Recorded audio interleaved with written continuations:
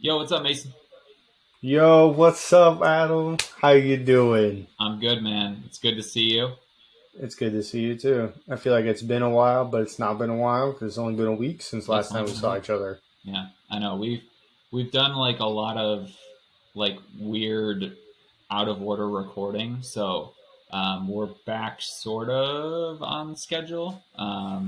So for those of you who don't know what the hell we're talking about, we basically recorded. So this is episode 34. We recorded episode 35, which is the podcast that we referenced at the end of 33, with a special guest slash like co-podcast situation, which will be coming out on Tuesday the 28th. So we're kind of like piggybacking 34 and 35. So that'll be coming out next week. If you're listening to this podcast, coming out on Thursday, it's Monday. That was a lot of information. I just fucking confused the hell out of myself. So um, It's before all I good. before I confuse myself and the listeners even more, thank you for tuning back into the Assemblage Beverage Podcast, episode 34. This one is called B&E, and it does not mean breaking and entering. No, we're not going to teach you how to break and enter today.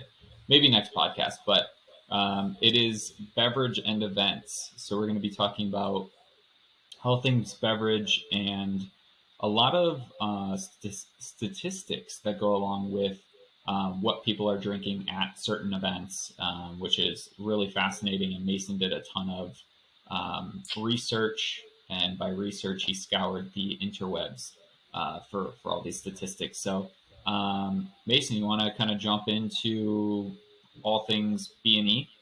Yeah. So first things first, most of the information was collected through a study from the University of Minnesota. But I also, did reach out and look at other uh, events and sites and things like that that cross reference to just kind of confirm the info that they were sharing on there. But based off of their study, these are some of the percentages plus a few others. All right. So first off, events. There are so many different types of events out there. Sporting events, concerts, shows, comedy shows. Um, what am I missing? I feel like golf, racing. There's just so many different things to go out and do and hang out and be with your friends and people and randos and just really get wild out there. You know what I'm saying, Adam? Oh yeah.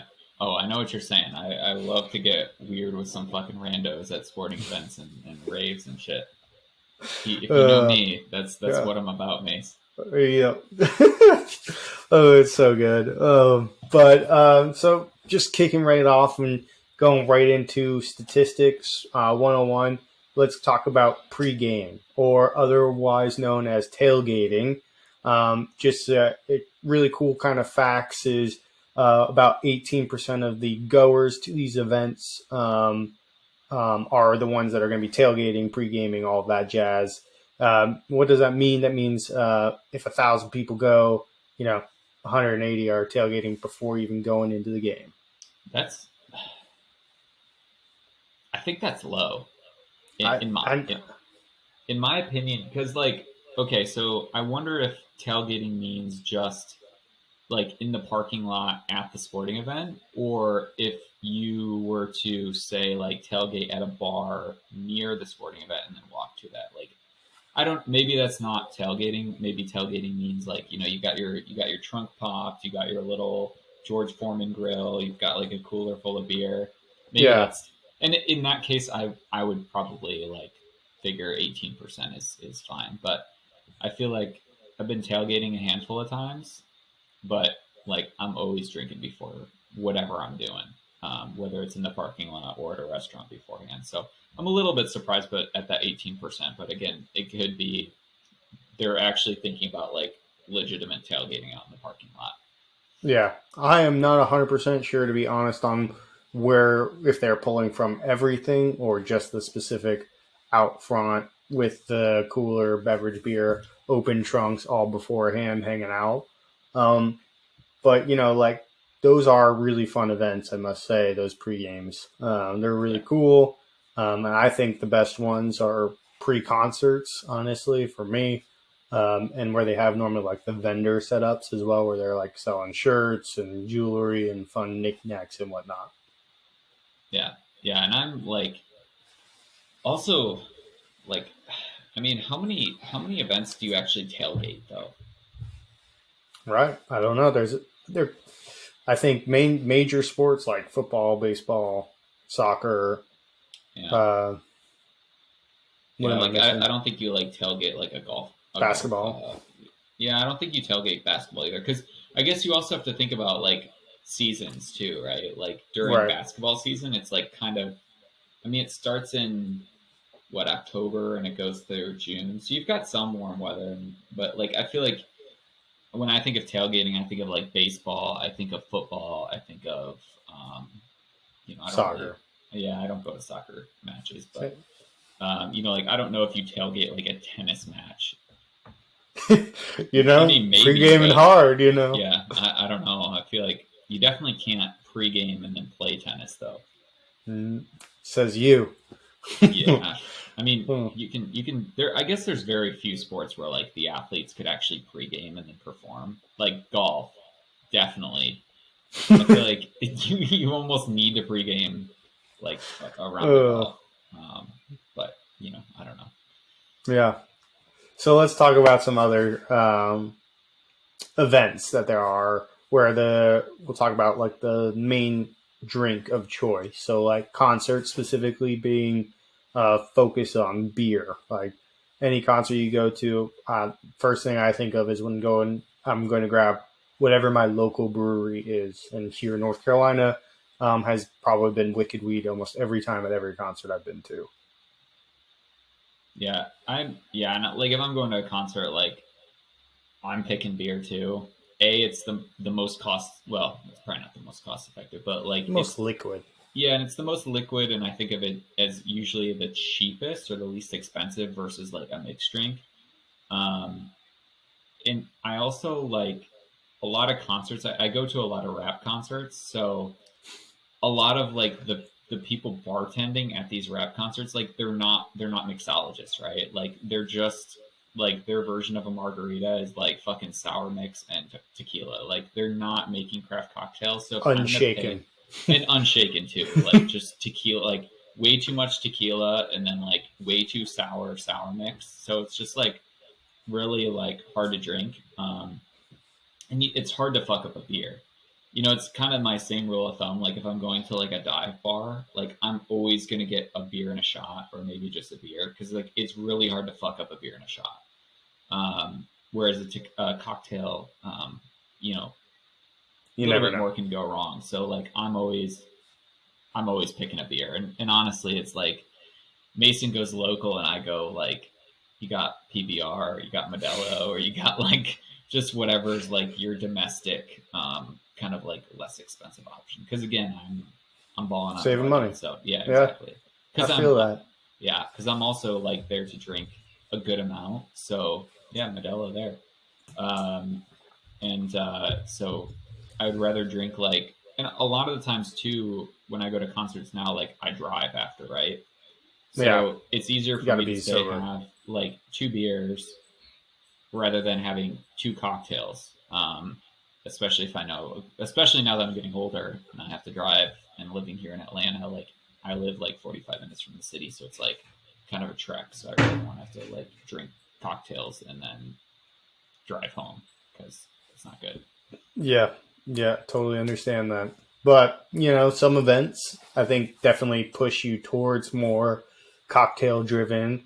And one of the big things which I found really cool because it was shows and concerts specifically being beer, but if it related to pop or country, there was a mass change in what the main spirit or main drink was, which country was bourbon and dark spirits, which makes total sense in my head, where pop was vodka and those white spirits.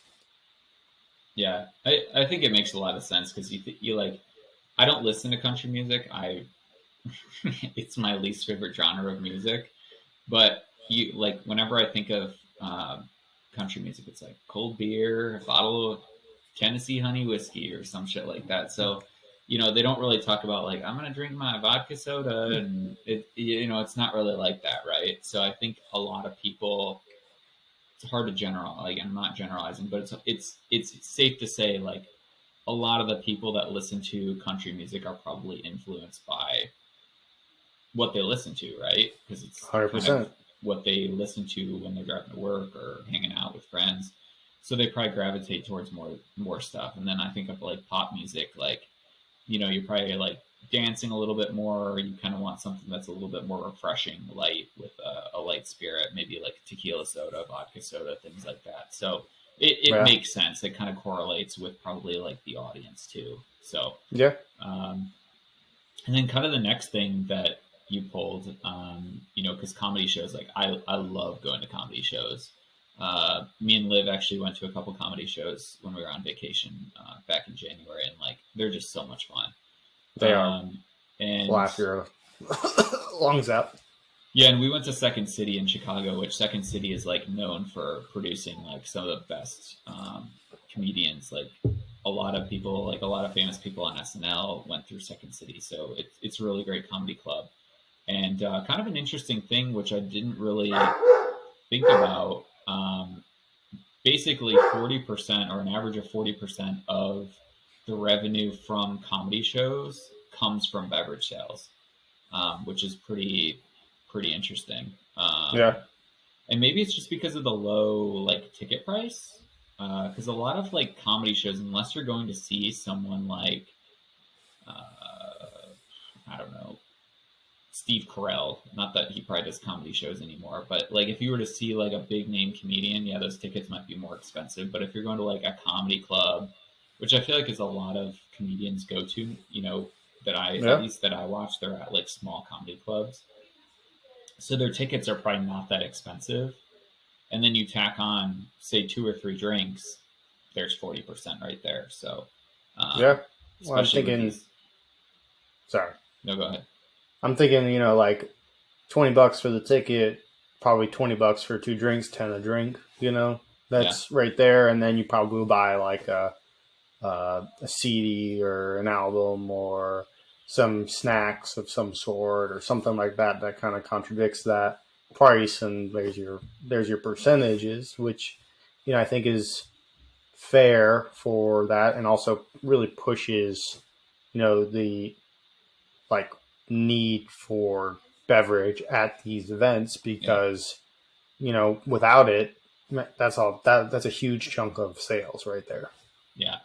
Yeah. And I went to a concert back in October, November or something. Maybe it was even December. I don't remember. This whole like 6 months is a blur.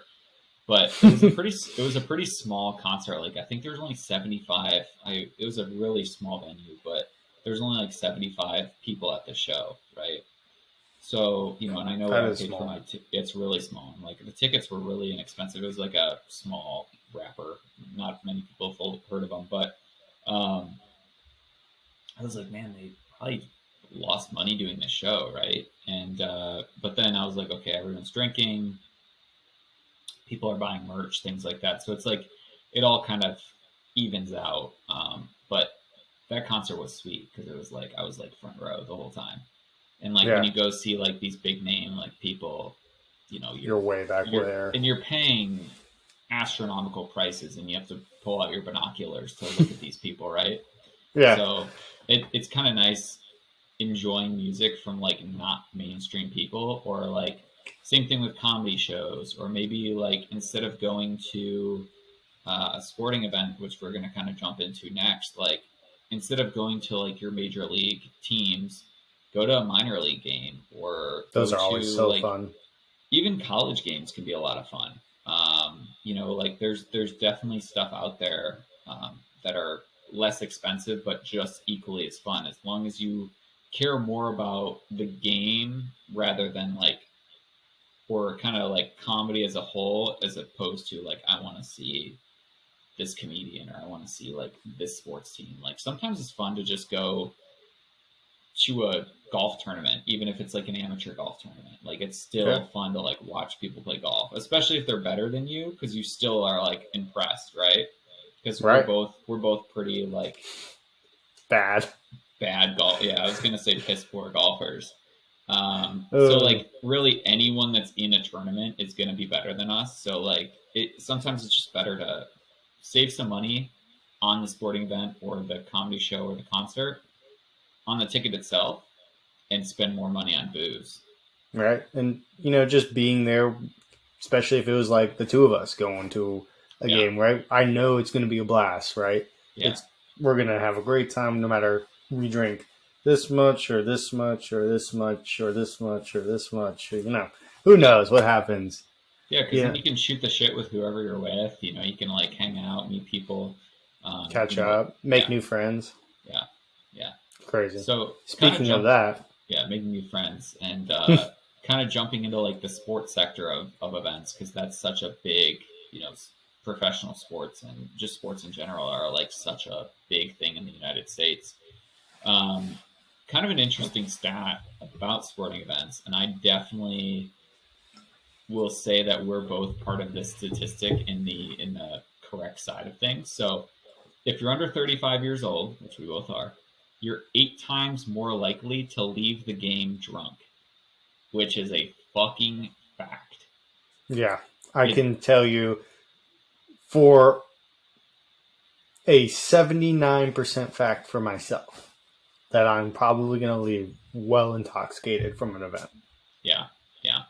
Especially if you've got like an Uber or like you don't have to, or you're riding with someone. Like as Right. long as I know I'm not driving, it's Nothing stopping me. yeah, Just it's a free. go.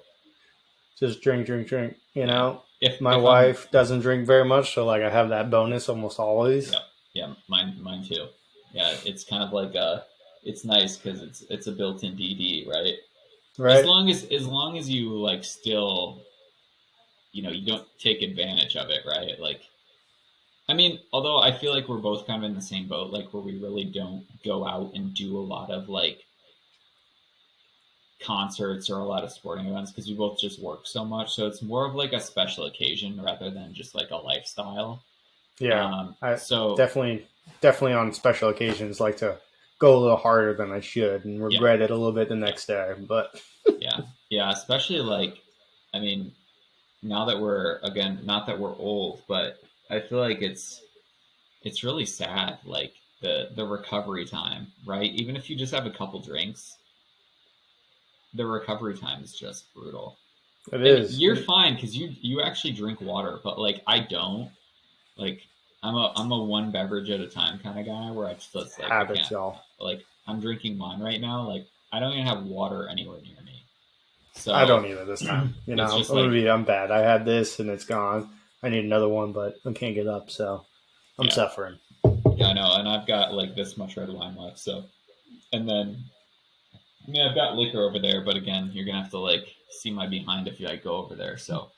Um, so kind of Uh, talking about like what you drink at sporting events, right? Which I think some of these stats are really like great, and I'm going to kind of let you dive into it. But before you dive into kind of all the stats of all these like specific sports and kind of all this stuff, the average size of a beer at a sporting event is 19.2 ounces, right? So they put it in a 20-ounce cup. So you think you're getting 20 ounces, but on average they're only pouring 19.2 ounces. Kind of sounds random. Well, we did the math for you. So for every 25 beers that they pour, you're essentially getting, or the house is getting an extra beer that they can sell for 100% profit, right? Not that they really need to worry about that because the markup on this stuff is so crazy, which we'll kind of get Ridiculous. into later. But it's like it is kind of interesting, and you're never going to notice that like zero point 0.8 ounces is missing because a lot of the times it'll No, be like foam. right. Or It's even if not, even if you do notice, or they put it like they go right to the rim of the cup, wherever it is that they have a standard, or the machine stops it for them. That little bit is unnoticeable amongst one drink, but noticeable amongst 1,000 drinks for the whole yeah, night. That's 25. That's what is that? 50 drinks you're saving right there yeah. that they just made 100% profit on for free, basically. It's When crazy, I the little things. and I also don't want them to fill my glass all the way to the brim too, because if you think about it, then you have to carry that cup unless you immediately like stand there and like chug a bunch of it, but then you're trying to walk or yeah, I'm acting like I don't do this, but like I never do this, so I always have I'm always carrying this way too full glass all the way up to my chair, right? Yeah. And we probably both sit in the same section, like pretty damn high up in the stadium. Nosebleeds. So it's like, the nosebleeds. So it's like to carry your drink all the way up there. It's like you don't want it to be to the brim because you're going to end up spilling more than 0.8 ounces on your walk up there. So Yeah, that's always sad. Whenever you spill your beer, like, But I guess that kind of plays into like the type of beer you're choosing, which not crazy enough, but crazy enough, but not crazy enough. The top two beers for sporting events for 2021 being Blue Moon and Bud Light. Not a huge surprise for Bud Light. I think personally, that's a big sporting event beer. You see it advertised everywhere. I feel like, and it's also super crushable. Like you can have like 10 of those, and it's like drinking a cup of water, honestly. Yeah. But for me, that the surprise was Blue Moon. I didn't realize how popular it really was before we started doing this because Blue Moon, I think, is just like a little bit more flavorful than most beers that are for those really cheap beer range.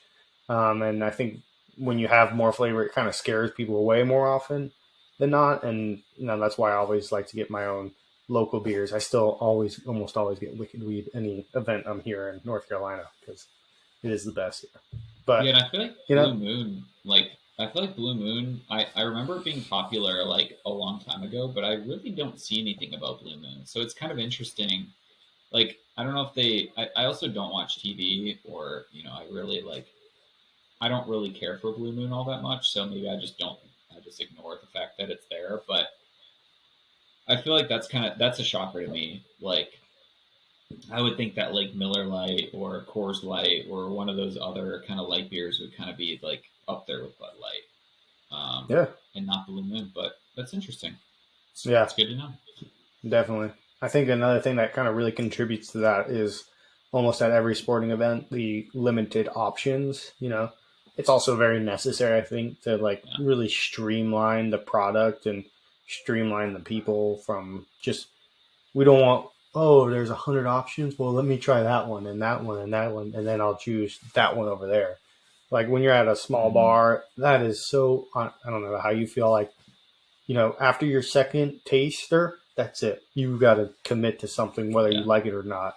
That's my personal feeling. And, but, people are what they are. So I think at sporting events or events in general, like they need to just churn because, they're just trying to rank in money and try to get everybody their beer and whatever else they want and then have them sit down or their drink and whatever else they want so they can go sit down again. When you think about ordering too, right? If they can just order, say, 3 or 4 beers, maybe 4 different spirits, and then the juice or whatever goes in with the soda or whatever goes in with the spirits, like it makes the logistics a lot easier because you could just buy pallets of the spirits, 4 different spirits rather than like, okay, well, my par for brandy is, it's just like, it's so unnecessary. And again, a lot of these people are like, they're not there for, well, I drink scotch when I'm at home. Like, no, just fucking drink a vodka soda or a beer, right? Like you're just they're there to make money. They're there to make things easy for the staff. And again, like you said, they're just there to churn, like just churn and burn people out of there, like get them to pay way too much money for a beer or a double or whatever and just get them out of there. So kind of the limited options are good for multiple reasons. Yeah. So speaking of, choices that everybody has, when you go to specifically sporting events, if you're going to choose a drink, beer is the top choice in football at 75%. That's 25% is and everything else besides beer, which is crazy to me. Um, Baseball 70%, car racing 55%, and hockey 51%. Which that one another shocking one to me. Honestly, I felt like both football and hockey's percentages would be a little bit higher, even though I know 75% is still a lot of the sales, but I feel like beer is what you drink at a football game, and that's it. That's all I ever think about drinking. Maybe a Jack and Coke, but that would be like probably at home rather than Yeah. at the actual event. What do you think they're drinking at hockey games Besides besides beer? beer, my guess is hot drinks. Honestly, Hmm. like any like a hot brandy, a hot cider, hot mocktail, apple cider, hot chocolate. But Yeah. honestly, I don't really know what else you would drink at a hockey game Whiskey, because I guess. yeah, something to Like keep you Canadian warm. whiskey. Yeah, something to keep you warm because I feel like in the event you're wearing all this gear because it's freezing in there. But as soon as you step out, especially if you're here in like North Carolina, it's hot as shit outside already. Yeah. Yeah. So I've only been to like one or two hockey games in my life, and I don't even think I was 21 at that point. So I don't didn't think even I get can. to really experience it. No, I probably had like a lemonade or something. So yeah, I don't. I would guess probably whiskey. Yeah. And then wine is the biggest choice for your beverage at a tennis match, which, you know, not actually surprising, but surprising at the same time. Like, I could see that 100%. Like, you know, a little bit more sophisticated, supposedly, that the sport is, or keeps a nicer crowd, you could say. Yeah, And so wine makes sense for it to be the top choice. And then spirits at horse racing events, which, you know what, that yeah, perfect in yeah, line to me. Like, makes perfect sense. Mint julep, you know, for the Kentucky Derby, or just straight up bourbon, you know, that all in my head. That's what I'm drinking every time at a horse race. yeah. Have you ever been to horse racing? Never been in person. Well, I think maybe once as a little kid, but I don't really remember it that well. But definitely, always watch the Kentucky Derby on live television. My father-in-law is a big um, advocate for it and loves it, and is always pouring the Four Roses Kentucky bourbon blend, or whatever he decides, whatever the brand is for specifically that year's Kentucky Derby. Yeah, I've never been either, but it seems like a lot of fun. Yeah, And like just the whole like Kentucky Derby, like all the like dressing up and being all like fancy, and like the women in like all the beautiful dresses and the big poofy hats, and the guys in the suits. Like it looks like a fun time. I mean, it's probably pretentious as fuck, but it looks fun.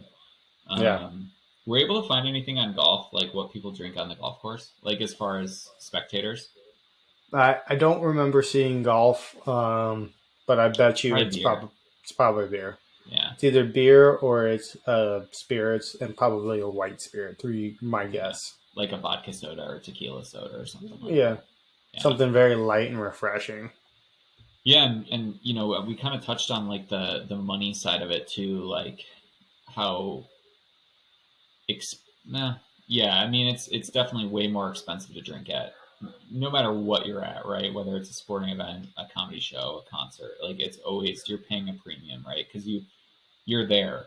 You can't bring your own stuff in. You can't go to a bar while you're in the concert. Like, yeah, you could drink before, you could drink after, but like while you're in there, you're locked in. So if you want to drink, you have to pay their price. So kind of this number is actually lower than I kind of expected it to be. So the average beer at a sporting event, I think this statistic is from. Correct me if I'm wrong, Mason, but I'm guessing it's probably a sporting event. Hmm. Um, the average beer, so like 19.2 ounces, is 10.75, Yep. which actually it's actually not too bad.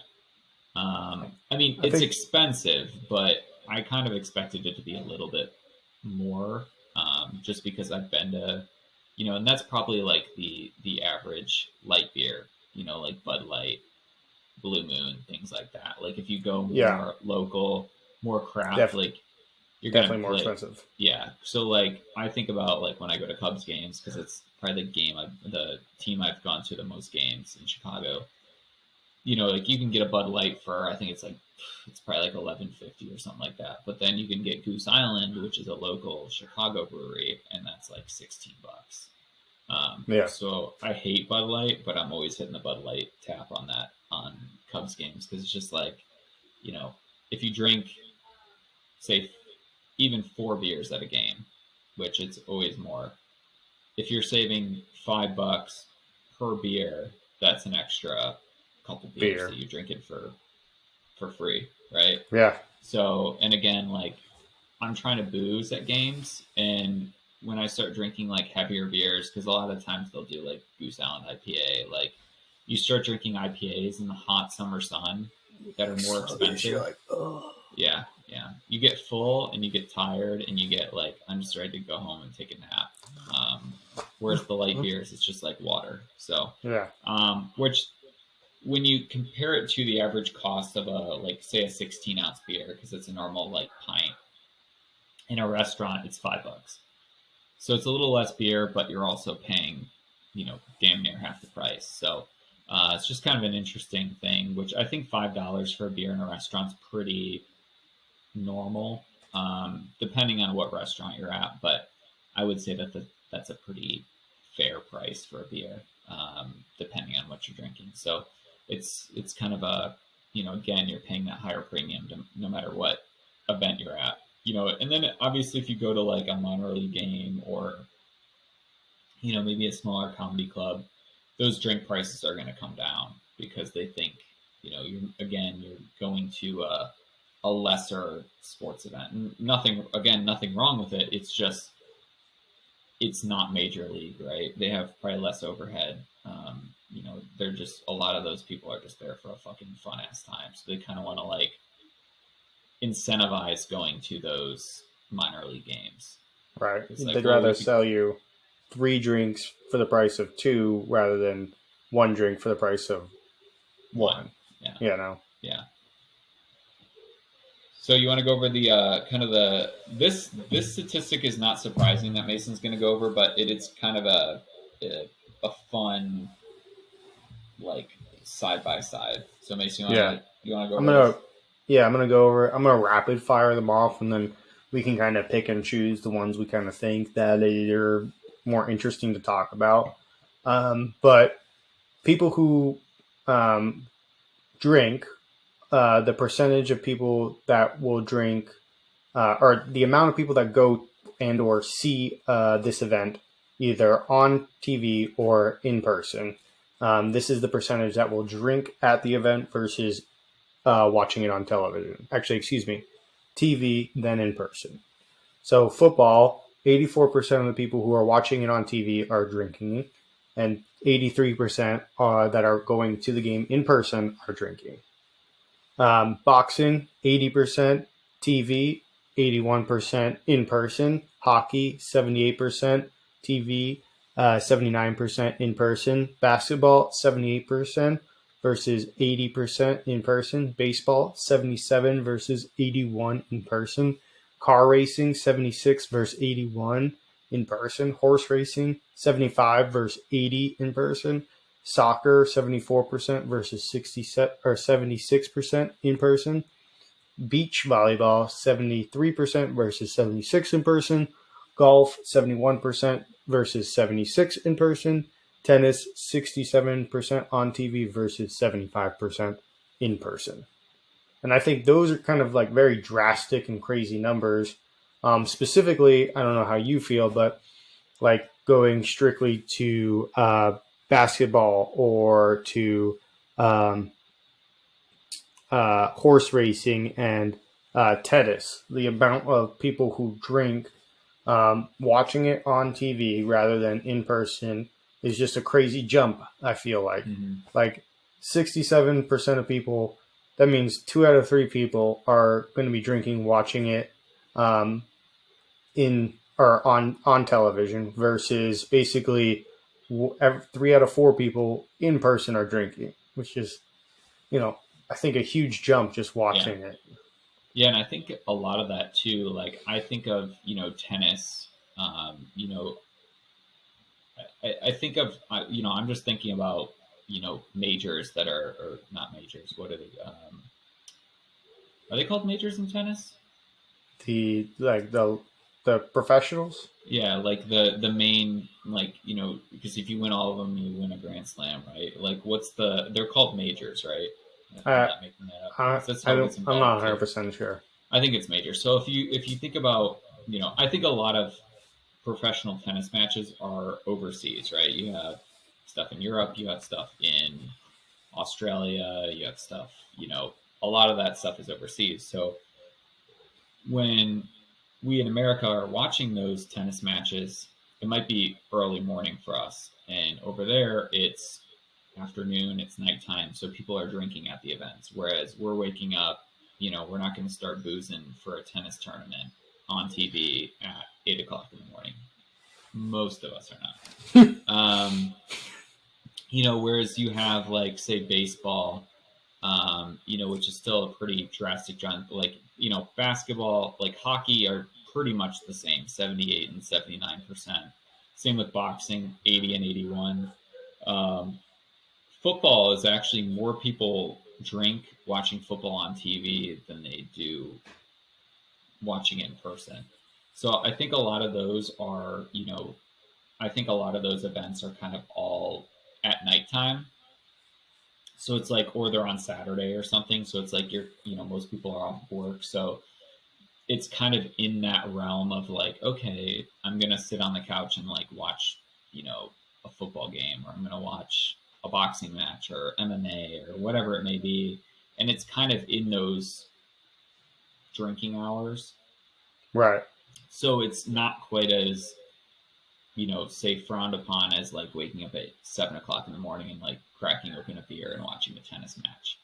Unless you're in person playing golf. Well, unless you're in person. But again, and a lot of it too, I think, because I think besides football, there are all more people drink in person when they're at the actual event than at home.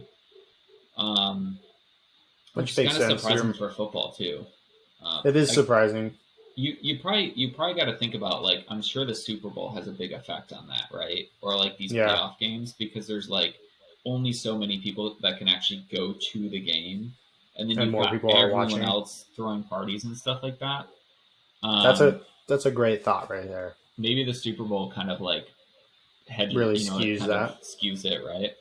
So I think a lot of that too is kind of the social aspect, because if you're at the game itself, you've got all these people are cheering, there's high energy, things like that. You're kind of like, in a way, you're not peer pressured, but you're kind of like, well, there's beer that I could just walk over there and pay, $10.75 for a beer, versus at home, I don't have any beer in my refrigerator, or, I didn't want to stop at the store. Even though you could buy a 6-pack for the same damn price as one beer at a sporting event, like, maybe that's kind of that social aspect, and also just kind of like that convenience. It's like, well, I'm already here. I've already spent X number of dollars on my ticket. I might as well have a drink while I'm here. Right. I think that really pushes people. You're already, like, the amount that you're spending for a ticket, you're probably going to spend for your concessions while you're there. Mm-hmm. Like $50 for the ticket, you'll probably end up spending $50 on drinks, food, snacks, whatever.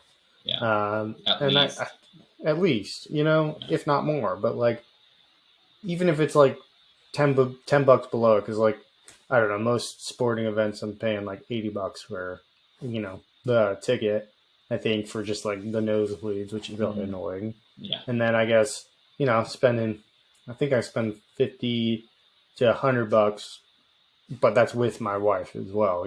Spending for the two of us, so that's $160 for the tickets, for $100 that I probably spend on drinks.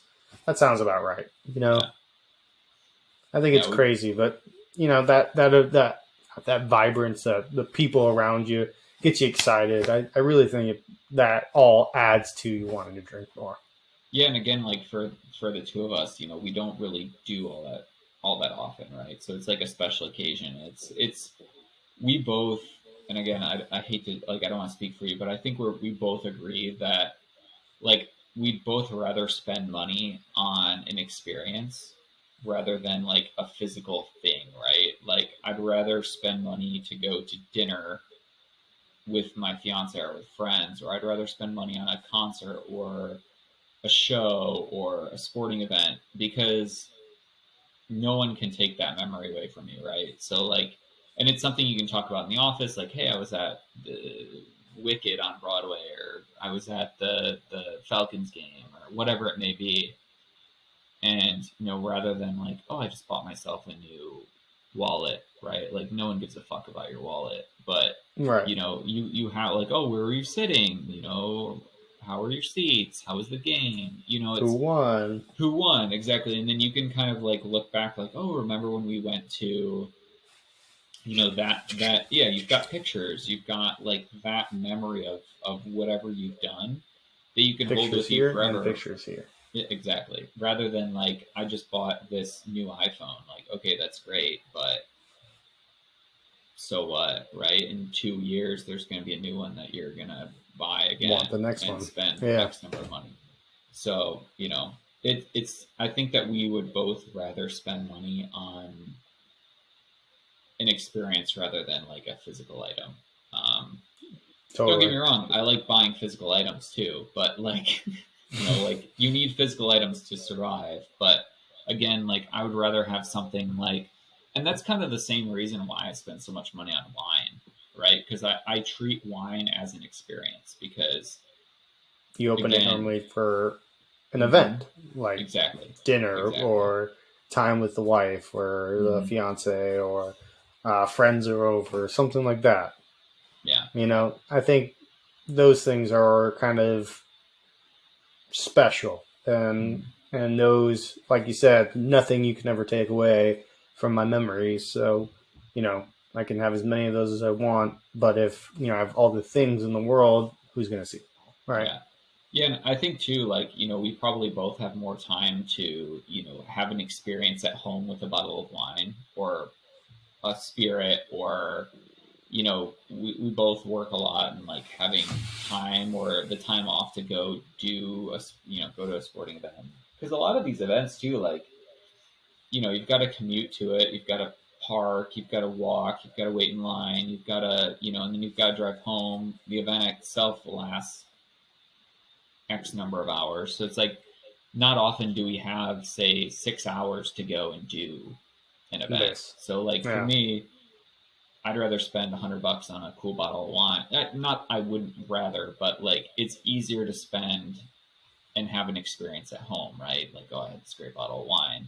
And again, for us, like, wine and beverage is our jam, right? We have a fucking beverage podcast, so like, like, a lot of our content is around drinking and different spirits and different beverages. So, kind of building those experiences, even if it's from home, and I'm yeah. hoping over the next year or so we can actually like have more beverage experiences together. Still Me trying to too. figure out when to come up to Charlotte, but Or when you come down to Atlanta, yeah. But it's again, hard it's, stuff. just like it's hard to go to a sporting event or a comedy concert. Like, it's hard to, because we don't have the same schedule. Like, you're Yeah, off when I'm working when you're off. So it's like, it's hard to link up, especially with a 3 or 4 hour drive. It's like, you need a couple days. So, yeah. um, sorry, that was a fucking long ass rant, but Nah, it's um, all good. yeah, that's just my brain, like, just does that though. And then I'm like, okay, shut the fuck up, Adam. You want to talk about some Broadway stuff, because it's kind I of like mean, our last little point. last wrap it Yeah, up. yeah. So just touched on Broadway, really, just specifically, drinks in general and pricing when you go is, again, just higher than average. You're going to see a sick live event of some sort, and you're okay spending, basically whatever, once you're there. I think I remember going to see The Lion King with my parents and my family, and spending $20 for a double shot of Jack and Coke, and feeling like I got like this much liquid, and it was just like, It's probably in like a little 8-ounce cup. yeah, filled with ice, so it doesn't really feel like it. And one of the cool things I found out recently is they started doing more craft style wine pours. So, little half bottles or whatever it is, something like that, 12 ounces or something, 10 ounces. And I think that's even better because, I don't know, the cool thing about Broadway shows is, most people will again dress up and get a little bit more showy. So the higher end drinks, I think, are more likely to be drunk there rather than beer. But actually, which was interesting, Broadway shows was just kind of an even split of beer, wine, and spirits. So, very interesting. Yeah. Yeah, Liv loves going to Broadway shows and like live shows, and it's not that I don't like them, it's just,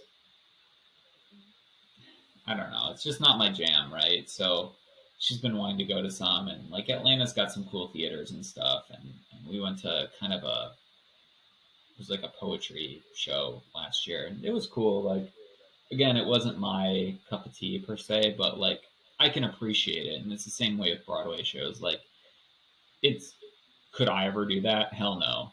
But it's not really like, I don't know, it's not my exact perfect form of entertainment. So, and they're also really expensive too.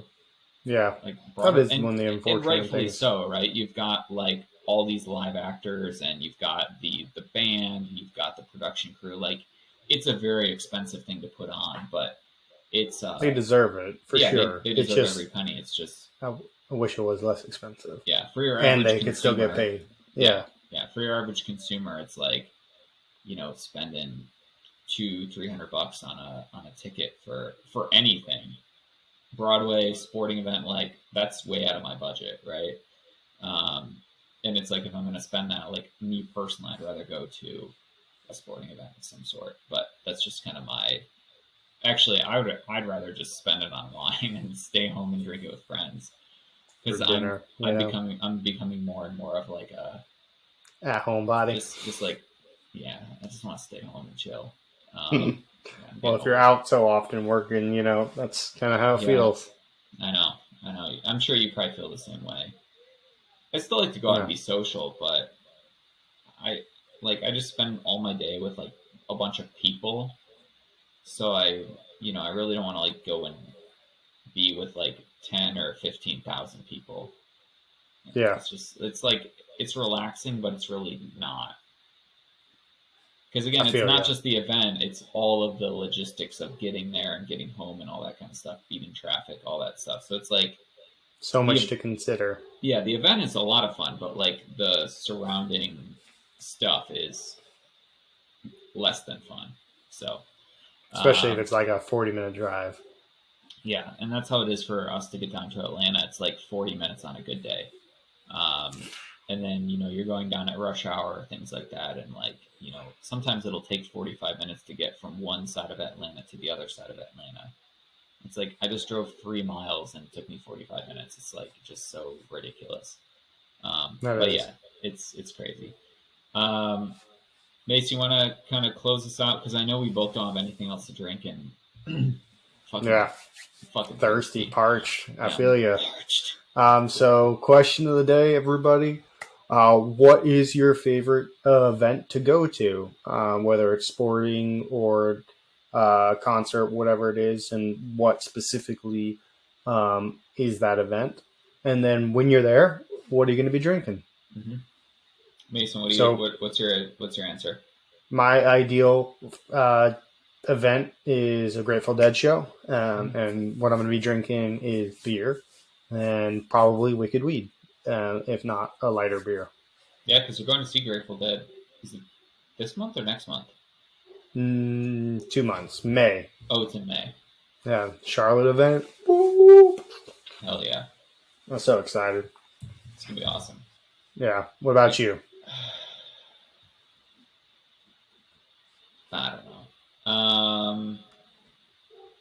Probably a Cubs game, just because like I've been to so many Cubs games and like Wrigley Field is just electric.